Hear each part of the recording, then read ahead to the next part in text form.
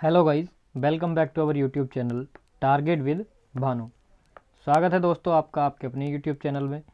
देखिए दोस्तों, जैसे कि आपको पता है डेली हम शाम को 7 बजे कंप्यूटर का प्रैक्टिस सेट करते हैं और इसी क्रम में हमारा ये 13वां प्रैक्टिस सेट है। इससे पहले हम 12 प्रैक्टिस सेट अपने कवर कर चुके हैं, 12 प्रैक्टिस सेट हमने कर लिए हैं।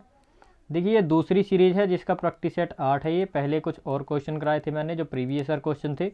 अब ये ऐसे क्वेश्चन हैं जो पहले भी आ चुके हैं और आपके एग्जाम के पॉइंट ऑफ व्यू से एक्सपेक्टेड क्वेश्चन है। इसके बाद देखिए सबसे पहले तो मैंने आपको चैप्टर वाइज क्वेश्चन कराए थे, तो वो सीरीज़ हमने बीच में ही रोक करके जो ज़्यादा इंपॉर्टेंट क्वेश्चन थे तो सबसे पहले मैं आपको वो करा रहा हूँ जो आपके एग्ज़ाम के पॉइंट ऑफ व्यू से ज़्यादा इंपॉर्टेंट क्वेश्चन है। तो देखिए दोस्तों, क्लास को स्टार्ट करने से पहले मैं आपसे बोलना चाहता हूँ कि अगर आप हमारे चैनल पर नए हैं या अभी तक आपने हमारे चैनल को सब्सक्राइब नहीं किया है तो सबसे पहले चैनल को सब्सक्राइब कर लेना है और बेल आइकन को प्रेस कर लेना है। तो चलिए दोस्तों शुरू करते हैं हम अपने पहले क्वेश्चन से। तो देखिए पहला क्वेश्चन है दोस्तों, कंप्यूटर कौन सी भाषा पर कार्य करता है। तो बता रहा है कि जो कंप्यूटर होता है हमारा तो कौन सी लैंग्वेज है ऐसी जिस पर हमारा कंप्यूटर काम करता है। तो बेसिक लैंग्वेज पर काम करता है computer, COBOL language, machine language या फोर्ट्रान लैंग्वेज। तो जिस तरह से सारे प्रैक्टिस सेट्स में मैं बताता हूँ कि मैंने ये वाला क्वेश्चन आपको कौन से प्रैक्टिस सेट में कराया है।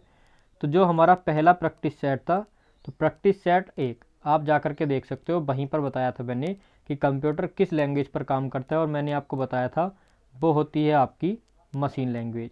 तो ऑप्शन नंबर सी हमारा यहाँ पर करेक्ट हो जाएगा। तो दोस्तों मैं आपसे एक बात और बोलना चाहता हूँ कि अगर आपको पीडीएफ चाहिए तो हमारी सारी क्लासेस की पीडीएफ आपको हमारे टेलीग्राम चैनल पर मिल जाएगी और टेलीग्राम ग्रुप की लिंक आपको डिस्क्रिप्शन में मिल जाएगी। वहाँ से जा कर के आप पीडीएफ ले सकते हैं, डाउनलोड कर सकते हैं और अपने क्वेश्चंस को रिवाइज कर सकते हैं। अगले क्वेश्चन में चलते हैं। अगला क्वेश्चन है दोस्तों हमारा, सर्वाधिक तेज गति का प्रिंटर है। कंप्यूटर की बात नहीं की गई है, सर्वाधिक तेज गति का कंप्यूटर पूछा जाता है और यहाँ पर आपसे प्रिंटर की बात की जा रही है। तो आपको बताना है कि सर्वाधिक तेज गति का प्रिंटर कौन सा है। तो लेजर प्रिंटर है, जेट प्रिंटर होता है, थर्मल प्रिंटर या डेजी व्हील प्रिंटर। तो यहाँ पर आपका राइट आंसर हो जाएगा option number A, laser printer सर्वाधिक तेज गति का प्रिंटर होता है दोस्तों। अगला क्वेश्चन आ जाता है क्वेश्चन नंबर 3 और यहाँ पर आपको बताना है हब क्या है। हब एक सॉफ्टवेयर है, कंप्यूटिंग डिवाइस है, नेटवर्क उपकरण है या डिवाइस की गणना है। तो फटाफट से हमको आंसर दीजिए कि हब क्या है। तो मैं आपको बता दूं कि हब है एक नेटवर्क डिवाइस। आप लोगों को पता होगा कि हब का क्या होता है, तो मैं आपको बता दूं कि हब किस चीज़ पर काम करती है। तो जब आप नेटवर्क डिवाइसेस को जोड़ते हो तब आपकी हब काम में आती है। वैसे तो आपको पता ही होगा हब किसको बोलते हैं।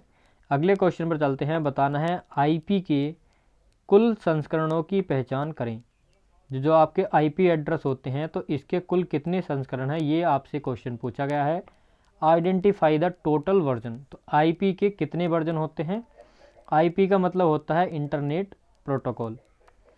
तो क्वेश्चन नंबर 4 का राइट आंसर हो जाएगा दोस्तों आपका 2, ऑप्शन नंबर बी। और यहाँ पर आपके आईपी के जो संस्करण होते हैं वो भी आपके वर्जन 2 होते हैं। अगला क्वेश्चन है क्वेश्चन नंबर 5।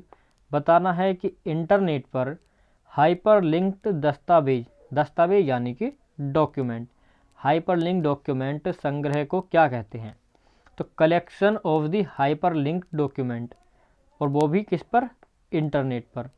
तो क्या कहते हैं उनको, HTML कहा जाता है, ईमेल कहा जाता है, www कहा जाता है या इंटरनेट कहा जाता है। तो जैसे कि मैं आपको बता दूं www ये ही आपका राइट आंसर हो जाएगा। हाइपरलिंक दस्तावेज के संग्रह को कहा जाता है www। इसको W3 भी बोल देते हैं दोस्तों, तो आपको कंफ्यूज नहीं होना है। अगले क्वेश्चन पर चलते हैं। हमारा क्वेश्चन आता है 6। तो 6th क्वेश्चन है दोस्तों, कमज़ोर सिग्नल को बढ़ावा देने के लिए उपयोग किए जाने वाले उपकरण की पहचान करें। किसकी बात कर रहा है, वीक सिग्नल, कमज़ोर सिग्नल को। Identify the device use to boost up a weak signal. जो वीक सिग्नल को बूस्ट अप करे तो मॉडेम होती है, रिपीटर होता है, स्विच होता है या फिर रूटर होता है। तो देखिए आप में से बहुत सारे बच्चे मॉडम को टिक कर रहे होंगे कि हमारा मॉडम जो है वो वीक सिग्नल को बूस्ट करता है, जो कि आपका आंसर हो जाएगा गलत। मॉडम आपके वीक सिग्नल को बूस्ट अप नहीं करता है, मॉडम आपको सिग्नल प्रोवाइड कराता है। मॉडम में आप सिम डाल देते हो और वहाँ से आपको नेटवर्क मिलना स्टार्ट हो जाता है। मॉडेम की फुल फॉर्म भी आपसे पूछ लेता है, तो ये होती है आपकी मॉड्यूलेटर, डीमॉड्यूलेटर। नोट कर लेंगे आप, एक कॉपी और एक पेन अपने साथ लेकर के बैठा कीजिए। जो भी मैं आपको एक्स्ट्रा फैक्ट्स बताता हूँ वो आपको अपनी नोटबुक में नोट कर लेने हैं। तो चलिए चलते हैं अगले क्वेश्चन की तरफ। इसका आंसर मैं बता दूं, इसका आंसर होगा दोस्तों रिपीटर। ऑप्शन नंबर बी यहाँ पर करेक्ट आंसर हो जाएगा। बूस्टअप करने के लिए सिग्नल को रिपीटर का यूज किया जाता है। और अगला क्वेश्चन है, क्या इंगित किया जाता है जब डोमेन नाम में केवल 2 अक्षर होते हैं? जैसे कहने का मतलब ये है कि आपको एग्जाम्पल के तौर पर दिए गए हैं कि अगर इस तरह के आपको नाम दिखते हैं तो इनसे क्या दिखाने की कोशिश की जाती है। ये इनवैलिड डोमेन है, प्राइवेट डोमेन है, सिक्योर डोमेन है, या फिर किसी कंट्री वाइज डोमेन है। तो मैं आपको बता दूं दोस्तों, ये यहाँ पर जो दिए गए हैं ये हैं आपके कंट्री डोमेन।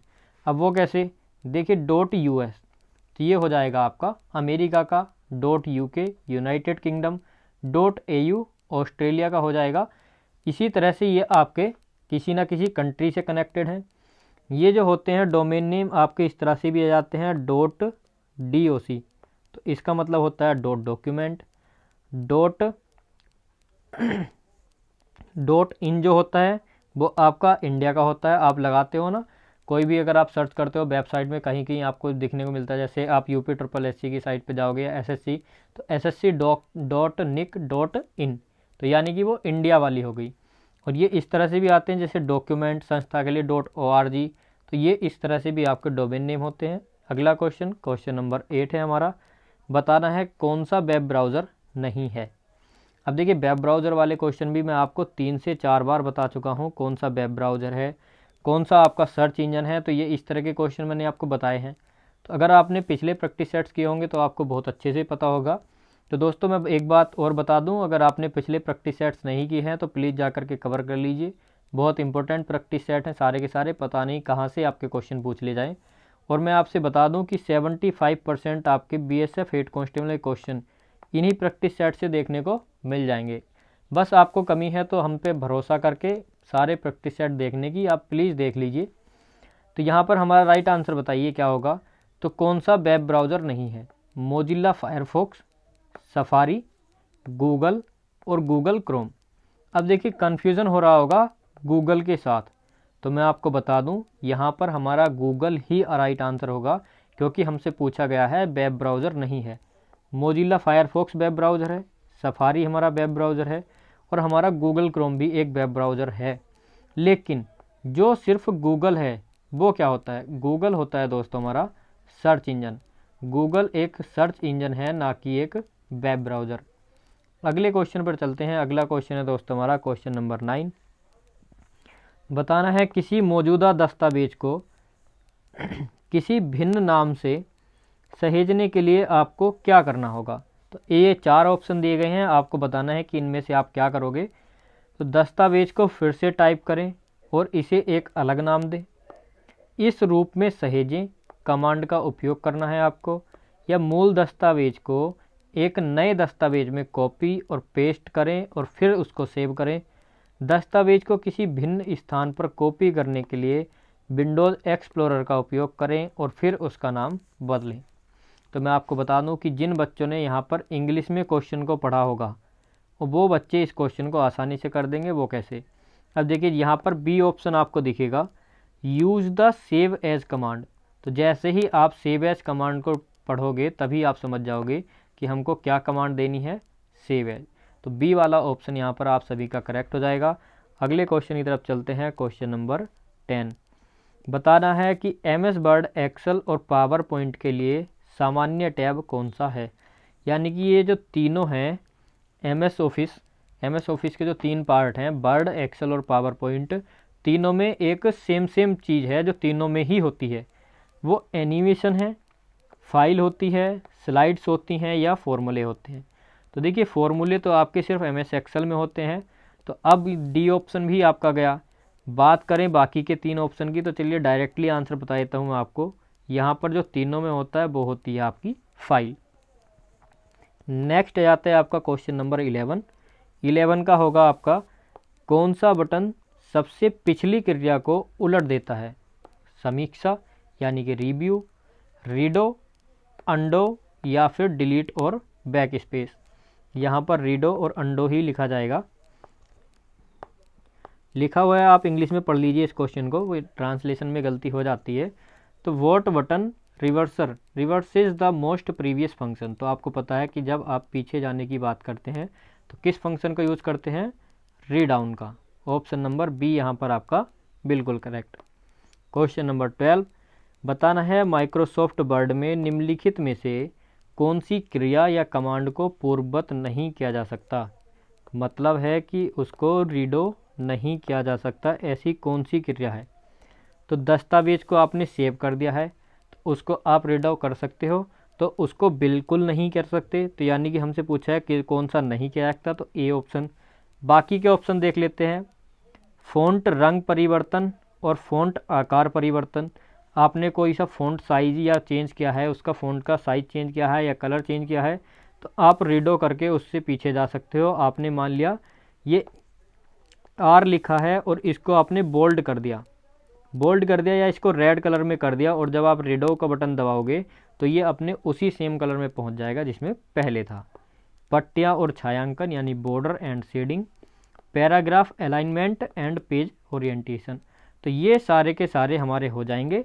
लेकिन अगर आपने कोई डॉक्यूमेंट सेव कर दिया एक बार, तो उसको आप रीडो से अनसेव नहीं कर सकते, उसको आपको डिलीट ही करना पड़ेगा। आप पीछे उस क्रिया में नहीं जा सकते। और आपसे यही पूछा है कि कौन सी क्रिया या कमांड को पूर्ववत नहीं किया जा सकता। अगला क्वेश्चन है क्वेश्चन नंबर 13। बताना है दोस्तों, जब भाषा पट्टी होती है, भाषा पट्टी क्या होती है? इसका मतलब है कि आप इसे स्क्रीन पर नहीं देखते हैं, लेकिन अगली बार जब आप अपना कंप्यूटर शुरू करेंगे तो वह आपको दिख जाएगी। तो जब भाषा पट्टी छुपी हुई होती है, बहाल होती है यानी रीस्टोर होती है, हिडन होती है, क्लोज होती है या मिनिमाइज होती है, तो आप बोलोगे कि जब वो हिडन होती है तब तो हम नहीं देख सकते, लेकिन जब अपने कंप्यूटर को फिर से स्टार्ट करेंगे तब हम उसको देख सकते हैं। तो यहाँ पर आ जाएगा आपका हिडन। अगला क्वेश्चन है क्वेश्चन नंबर 14। 14 क्वेश्चन आपको बताना है दोस्तों, कंट्रोल प्लस राइट एरो का प्रयोग किसके लिए किया जाता है? तो कंट्रोल प्लस राइट एरो का उपयोग किसके लिए किया जाएगा? फटाफट से राइट आंसर दीजिए।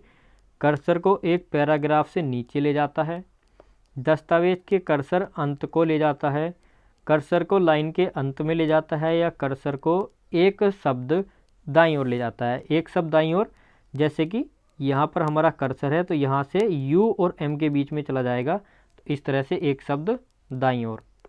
तो बताना है आपको कि क्या हमारी कमांड होगी। तो मैं आपको बता दूं, यहाँ पर आपका होगा कर्सर को एक शब्द दाईं ओर ले जाता है। कौन सा? कंट्रोल प्लस के राइट एरो। अगला क्वेश्चन आ जाता है क्वेश्चन नंबर 15।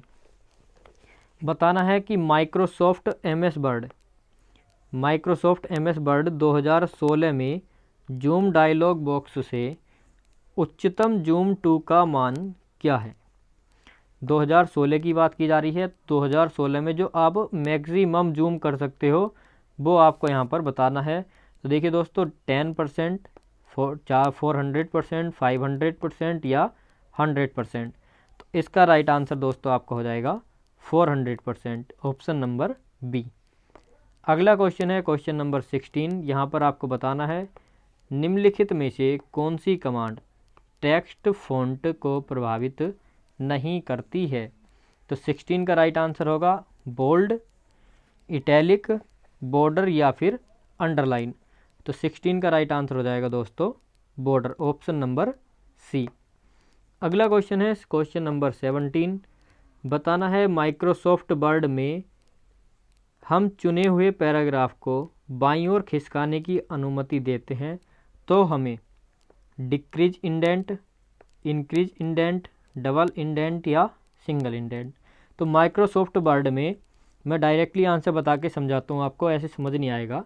माइक्रोसॉफ्ट वर्ड में डिक्रीज इंडेंट हमें चुने हुए पैराग्राफ को बाईं ओर खिसकाने की अनुमति देता है। तो जब हमको बाईं ओर पैराग्राफ को खिसका रहा है तो हमको माइक्रोसॉफ्ट वर्ड में किसकी अनुमति लेनी होगी? डिक्रीज इंडेंट की। अगला है क्वेश्चन नंबर 18। बताना है आपको कि MS एक्सेल में एक फंक्शन के अंदर दूसरे फंक्शन को क्या कहा जाता है। एक फंक्शन के अंदर दूसरा फंक्शन है तो उसको राउंड फंक्शन कहेंगे, उसको सैंडविच फंक्शन कहेंगे, उसको स्विच फंक्शन कहेंगे, या उसको नेक्स्ट फंक्शन कहेंगे। तो ऑप्शन डी ही आपका करेक्ट हो जाएगा। एक के अंदर एक, तो इस तरह से बन गया आपका घोंसला। तो नेक्स्ट मीन्स घोंसला होता है, ऐसे भी आप इसको याद रख सकते हो। 19 क्वेश्चन है दोस्तों। किसी डॉक्यूमेंट से कोई वाक्य डिलीट करने के लिए आप किसका प्रयोग करोगे? हाईलाइट एंड कॉपी का, cut and paste, copy and paste का प्रयोग करेंगे, या फिर आप सिलेक्टेड एंड पेस्ट का यूज करेंगे। तो क्वेश्चन नंबर 19 का राइट आंसर होगा दोस्तों option number D, highlight and delete. अगले क्वेश्चन पर चलते हैं, क्वेश्चन नंबर 20। बताना है निम्नलिखित में से कौन टेक्स्ट पर आधारित ऑपरेटिंग सिस्टम है। तो MS DOS है, विंडोज़ 95, विंडोज़ 2000, विंडोज़ XP या विंडोज़ CE। तो 20 का राइट आंसर होगा ऑप्शन नंबर ए, MS DOS। अगला है क्वेश्चन नंबर 23। बताना है दोस्तों वर्ड में Ctrl+F शॉर्टकट कुंजी का प्रयोग किस लिए किया जाता है। ऑप्शन ए है डॉक्यूमेंट में फुल व्यू में देखने के लिए, डॉक्यूमेंट को आप फुल व्यू में यानी फुल स्क्रीन में देखने के लिए करोगे, फॉर्मूला डायलॉग बॉक्स खोलने के लिए करोगे, फाइल को सेव करने के लिए करोगे, फाइंड को रिप्लेस डायलॉग बॉक्स खोलने के लिए करोगे, या इनमें से कुछ भी नहीं करोगे। तो आपका करेक्ट आंसर क्या होगा, फटाफट से यहाँ पर आपको बताना है दोस्तों। तो आपका करेक्ट आंसर हो जाएगा option number D, find and replace dialog box खोलने के लिए। अगला आ जाता है क्वेश्चन नंबर 22। बताना है समग्र डॉक्यूमेंट सिलेक्ट करने के लिए निम्नलिखित में से किसे प्रयुक्त किया जा सकता है। Ctrl+A, Alt+ के F5, Shift+ के A, Ctrl+ के K या Ctrl+ के H। तो 22 का राइट आंसर आपका क्या होगा? तो 22 का राइट आंसर हो जाएगा Ctrl+ के A। Ctrl+H मैंने आपको पहले भी बताया था, इसका प्रयोग किया जाता है रिप्लेस के लिए, और डॉक्यूमेंट सिलेक्ट करने के लिए Ctrl+A। अगला क्वेश्चन है क्वेश्चन नंबर 23। एक्सेल में निम्नलिखित में से क्या बनाए जा सकते हैं। लाइन ग्राफ और पाई चार्ट बनाते हो आप एक्सेल में, केवल लाइन ग्राफ बनाते हो, बार चार्ट भी बनाते हो, लाइन ग्राफ भी बनाते हो, और उसके साथ साथ आप पाई चार्ट भी बनाते हो। तो यही आपका बिल्कुल करेक्ट हो जाएगा। यहाँ पर बार चार्ट और लाइन ग्राफ, इसका मतलब हुआ कि आप पाई चार्ट नहीं बना सकते, जबकि आप लोग बना सकते हो, या हम भी बना सकते हैं, कोई भी बना सकता है। तो एक्सेल का यूज़ करके बार चार्ट जो कि आप मैथ में पढ़ते हो, लाइन ग्राफ भी पढ़ते हो, पाई चार्ट भी पढ़ते हो, सारे के सारे आप पढ़ते हो, और इनके एग्जाम्पल आपको पीटी एग्ज़ाम में देखने को भी मिले होंगे, क्योंकि line chart, bar chart, pie chart सबसे क्वेश्चन आया था। अगला है क्वेश्चन 24। बताना है दोस्तों दिए गए माइक्रोसॉफ्ट एक्सेल फंक्शन को वर्कशीट के सेल में प्रविष्ट किया जाए तो निम्न विकल्पों में से कौन सी संख्या प्रदर्शित होगी। तो अब यहाँ पर आपको बताना है कि कौन सी संख्या प्रदर्शित होगी। यहाँ पर आपको दिया गया है क्वेश्चन 3,12 और फिर है आपका कि 12 बड़ा है 5 से, यानी कि 12 ग्रेटर देन 5। तो देखिए सबसे पहले तो आपको ये देखना है जो मैंने आपको बताई थी कि देखिए यहाँ पर जो भी आपको ग्रेटर देन का या स्मॉलर देन का दिखाई देता है साइन, तो इसकी वैल्यू देखनी है कि ये ट्रू वैल्यू है या फॉल्स। यदि ट्रू वैल्यू है तो इसका आंसर होगा 1, और फॉल्स वैल्यू है तो इसके स्थान पर आएगा 0। जब आपको पता है इस साइड देखिए कि ये एक ट्रू वैल्यू है तो ये हो जाएगा 1, तो ये आंसर होगा 3,1,4, और आपसे मिनिमम वैल्यू पूछी है तो अब आप बता सकते हो कि मिनिमम यहाँ पर है आपका 1। तो ऑप्शन नंबर सी आपका बिल्कुल करेक्ट हो जाएगा। अगला क्वेश्चन आ जाता है कि एक्सेल में Ctrl+9 प्रेसिंग है, मतलब Ctrl+9 से आप क्या कर सकते हो, तो प्रिंट्स 9 कर सकते हो, प्रिंट्स कर सकते हो। तो prints 9 is followed by spaces inserting 9 cell at the current location. Current location पर 9 सेलों को इंसर्ट कर सकते हो, करंट रो को छिपा सकते हो। तो Ctrl+9, तो क्या होगा इससे, तो इससे होगा कि आप करंट रो को छिपा सकते हो, जो भी आपकी रो है जिस पर आप एक्टिव हो, जो करंट रो है आपकी वर्तमान वाली, उसको आप छिपा दोगे। अगला है 26 क्वेश्चन, वर्क शीट का डिफ़ॉल्ट हेडर क्या है, यूज़र नेम, हेड, डेट और time, sheet name, work space name, या इनमें से कोई नहीं। तो 26 का right answer sheet name, option number C. अगला आ जाता है क्वेश्चन नंबर 27।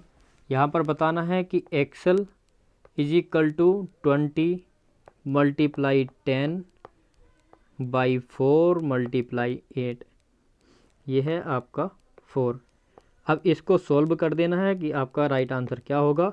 अब तो आप बहुत आसानी से इस क्वेश्चन को कर दोगे, जबकि देखिए बहुत सारे बच्चों ने गलत किया होगा, क्योंकि उन्होंने क्या किया होगा, सबसे पहले तो उन्होंने 20 और 10 की मल्टीप्लाई की होगी, जो कि हो जाएगा गलत। 20 और 10 की मल्टीप्लाई आ जाएगी 200, 200, और उसके बाद 4 और 8 की मल्टीप्लाई करके 32, इसको सोल्व किया होगा, और जो कि आपका गलत है। आपको बोर्ड मास वाला रूल पता है, बोर्ड मास वाले रूल से क्या क्या आता है, तो देखिए यहाँ पर आप पहले 4 से काटोगे 8 को, तो ये जाएगा आपका 2 बार। अब आप इसकी मल्टीप्लाई करोगे तो ये आ जाएगा आपका 400, तो राइट आंसर हो जाएगा आपका 400। अगले क्वेश्चन पर चलते हैं, क्वेश्चन नंबर 28। इस तरह की जो पिछला क्वेश्चन था, मैंने आपको काफ़ी सारे क्वेश्चन करा दिए हैं। उम्मीद करता हूँ कि अब आपके एग्ज़ाम में कोई आता है किसी भी तरह का, देखिए इससे रिलेटेड भी आ सकता है, ये भी आ सकता है, इसी क्वेश्चन पर जो ये फॉर्मूला है इसी फॉर्मूले पर भी आ सकता है, या अलग भी आ सकता है। मैंने आपको सारे करने सिखा दिए हैं। इस तरह से अगर मैं और की बात करूँ तो ऐसे बहुत सारे हैं, लेकिन जो आपके एग्ज़ाम में आ सकता है वो मैंने आपको करा दिए। अगर आएगा तो इन्हीं किसी फॉर्मूले में से किसी एक पर आ जाएगा, और आप अपने आंसर को बड़ी आराम से दे सकते हो। तो अब बताना है दोस्तों आपको कि 28 क्वेश्चन का राइट आंसर क्या होगा। अगर आपको हिंदी में पढ़ना है तो हिंदी में पढ़ लीजिए, और इंग्लिश में पढ़ना है तो इंग्लिश में। मैं बताता हूँ कि स्पेल चेक निम्न में से किस में से गलतियाँ का पता लगाएगा। अब देखिए एक चीज़ यहाँ पर मिस स्पेल्ड है, ये वाली। अब देखिए स्पेलिंग चेक करनी है, तो स्पेलिंग चेक करने के लिए गलती का पता कैसे लगाएगा। Today is a rainy day, today is a rainy day, is a rainy day, rainy today a day. अब देखिए आपको सेंटेंस तो सारे गलत लग रहे होंगे, तो कुछ बच्चों के दिमाग में आएगा कि हमें समझ नहीं आया, और कुछ के दिमाग में ये आएगा कि ये सारे गलत हैं। लेकिन मैं आपको बता दूं कि अगर आपने ध्यान दिया होगा, यहाँ पर दिया है स्पेल चेक। स्पेल चेक का मतलब है स्पेलिंग। स्पेलिंग आपको बतानी है, स्पेलिंग कौन सी गलत है। तो देखिए रेनी में आपको पता है एक एन बनता है, तो पहला ऑप्शन ही आपका करेक्ट हो जाएगा, क्योंकि रेनी में एक एन बनेगा। यहाँ पर आपका बिल्कुल करेक्ट दिया था, इसलिए मैंने यहाँ पर स्पेलिंग एरर कराई है। पहले स्पेलिंग सही थी। अगर आप इसको एरर ठीक नहीं करोगे तब आपका ऑप्शन हो जाएगा नन ऑफ दी, यानी ऑप्शन नंबर डी, सॉरी ई, और अब आपका हिंदी के हिसाब से ऑप्शन हो जाएगा ए। अगला है question number 29। Word document video या MP3 किसी प्रकार का है, कोई फोल्डर है, टेम्पलेट है, फाइल है, या फिर कोई आइकन है। तो 29 का राइट आंसर ये हो जाएगा आपका फाइल। नेक्स्ट है क्वेश्चन नंबर 30। फॉर्मूला दिया है, आपको बताना है कि MS एक्सेल में इसकी गणना करनी है। तो सबसे पहले आप इसको कैसे करोगे, तो देखिए सबसे पहले आप इसको डिवाइड सोल्व करोगे, और आपसे क्या पूछा है, एक्सेल पहले किसकी गणना करेगा, तो डिवाइड की गणना करेगा, तो ऑप्शन सी ही आपका करेक्ट है। आप इसको सोल्व भी कर सकते हैं। 95 को सबसे पहले 5 से आपको डिवाइड करना है, फिर आपका जो भी आएगा, शायद 19 आएगा, हाँ आपका 19 ही आएगा, और बाकी आपको 19, 40 और 25 और 15, ये हो जाएगा आपका 40। अब आप इनको जोड़ लेंगे तो ये हो जाएगा आपका 99, तब आपका राइट आंसर हो जाएगा 99। अगला क्वेश्चन है क्वेश्चन नंबर 31। अब देखिए 2 दिन से आपके एक दिन 27 क्वेश्चन हुए थे, एक दिन 29 क्वेश्चन हुए थे, तो इसलिए आज के लिए मैंने आपको 33 क्वेश्चन यहाँ पर रख लिए हैं, जिससे कि आपके पिछले क्वेश्चन के भी भरपाई हो जाए। निम्न में से किस प्रकार के मेनू को ड्रॉप डाउन मेन्यू भी कहते हैं? डायरेक्टली आंसर बता देता हूँ कि यहाँ आपका राइट आंसर हो जाएगा ऑप्शन सी, पॉपअप। अगला क्वेश्चन है www किस मॉडल पर आधारित है? Local server, client server, 3 tier server या नन ऑफ दी एबव? तो राइट आंसर ऑप्शन पी, 32 का B, client server. www world wide web किस मॉडल पर आधारित है? तो ये है आपका क्लाइंट सर्वर पर आधारित। अगले क्वेश्चन की तरफ चलते हैं। बताना है 0.25 का बाइनरी निरूपण क्या होगा? अब देखिए ये क्वेश्चन आपके लिए बहुत इंपॉर्टेंट है, आपसे रीजनिंग में भी पूछ सकता है, जीएस में भी पूछ सकता है, कहीं भी पूछ सकता है। तो देखिए 0.25, अब इस तरह के क्वेश्चन को कैसे करना है तो मैं आपको बताऊंगा ऑप्शन से करना। आपको हर बार ऑप्शन मिलेगा और आप ऑप्शन से बहुत आसानी से इसको कर सकते हो। तो देखिए यहाँ पर दिया गया है 1, आपको 1 के नीचे 1 लिख लेना। यहाँ पर लिखता हूँ मैं थोड़ा बड़ा करके, 1 0 1 1 1, 1 के नीचे 1, फिर उसका दुगना 2, उसका दुगना 4, उसका दुगना 8 और उसका दुगना 16। जो 0 के नीचे आए वो ख़त्म, बाकी को आपको ऐड कर लेना है। 16 4 20, 2 22 और 1 23। तो इसका राइट आंसर होगा 23। लेकिन हमको किसका बताना है दोस्तों? हमको बताना है 25 का। तो पहला ऑप्शन हो गया हमारा गलत।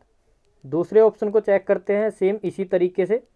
तो देखिए सबसे पहले आएगा आपका 1, सॉरी 2 नहीं आएगा, 1 आएगा। तो सबसे पहले 1 लिख लेना है। उसके बाद देखिए यहाँ पर 0 है, यानी कि 2 0 हो जाएगा, 4 0 हो जाएगा, ये दोनों कट जाएंगे। 8 और 16, 16 8 24 और 1 ये वाला प्लस 1 बराबर 25।